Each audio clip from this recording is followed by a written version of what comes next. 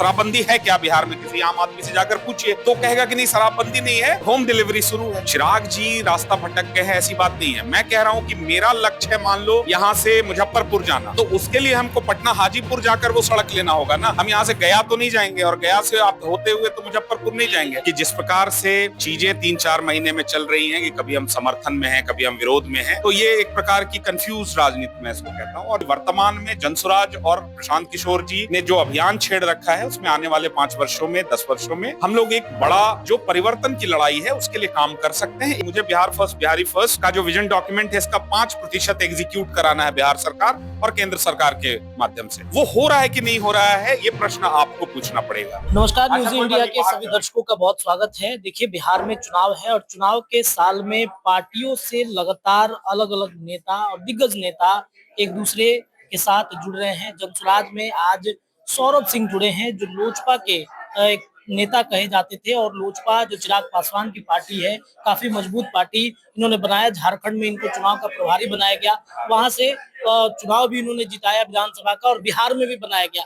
लोजपा छोड़ने की वजह क्या है? सबसे पहले तो यही सवाल है। देखिए, कोई इस प्रकार की कोई वजह हो तो मैं बताऊं, कोई वजह नहीं है। वजह सिर्फ इतना ही है कि जिस प्रकार से चीजें 3-4 महीने में चल रही हैं कि कभी हम समर्थन में हैं, कभी हम विरोध में हैं, तो ये एक प्रकार की कंफ्यूज राजनीति मैं इसको कहता हूं। और दूसरा, ऐसा मेरा मानना है कि बिहार में जो व्यवस्था परिवर्तन है, जो अब पूरे 13 करोड़ लोगों के लिए सबसे महत्वपूर्ण है, उस व्यवस्था परिवर्तन की लड़ाई में मुझे ऐसा लगा कि कहीं ना कहीं मेरा भी रोल होना चाहिए। क्योंकि जब मैंने चिराग जी को ज्वाइन किया था, लोक जनशक्ति पार्टी ज्वाइन किया था 2022 में, तो आज इसी व्यवस्था परिवर्तन की लड़ाई के अगेंस्ट में खड़े थे उस समय वो। ठीक है, बाद में एनडीए में जाना हुआ, लेकिन उस समय वो सत्ता में नहीं थे। वो नीतीश कुमार जी और वर्तमान व्यवस्था के अगेंस्ट में ही खड़े थे।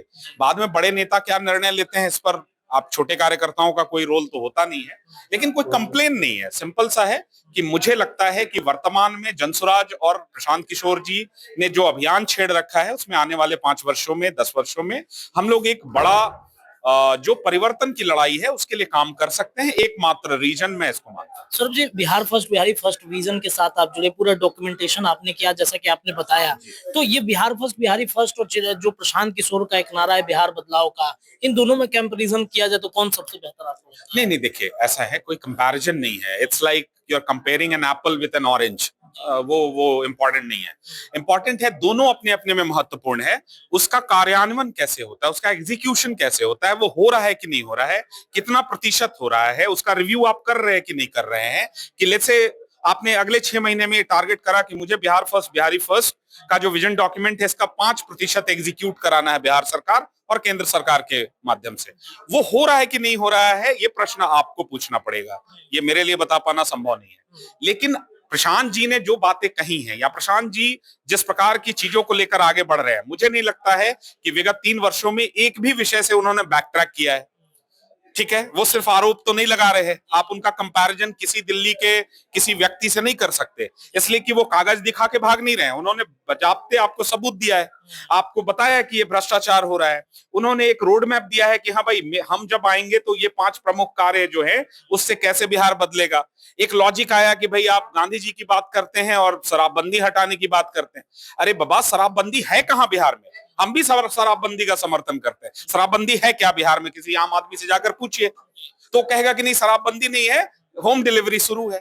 दूसरा, अगर शराबबंदी इतना बढ़िया कार्यक्रम है तो भाजपा 18 राज्यों में शासन है, वहां क्यों नहीं लागू कर रही है शराबबंदी? बिहार के लोगों को ही ये वरदान क्यों मिला हुआ है?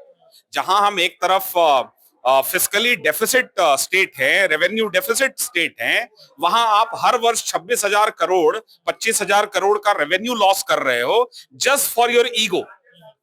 हाँ, कि हमने शराबबंदी कर रखी है और मिल रहा है हर एक घर में। उससे तो इसका विरोध भी किया था काफी, जब वो सरकार जी ने भी Bihar first Bihari first document में हमने ड्राफ्ट किया हुआ है कि हम आएंगे अगर सत्ता में तो रिव्यू करेंगे।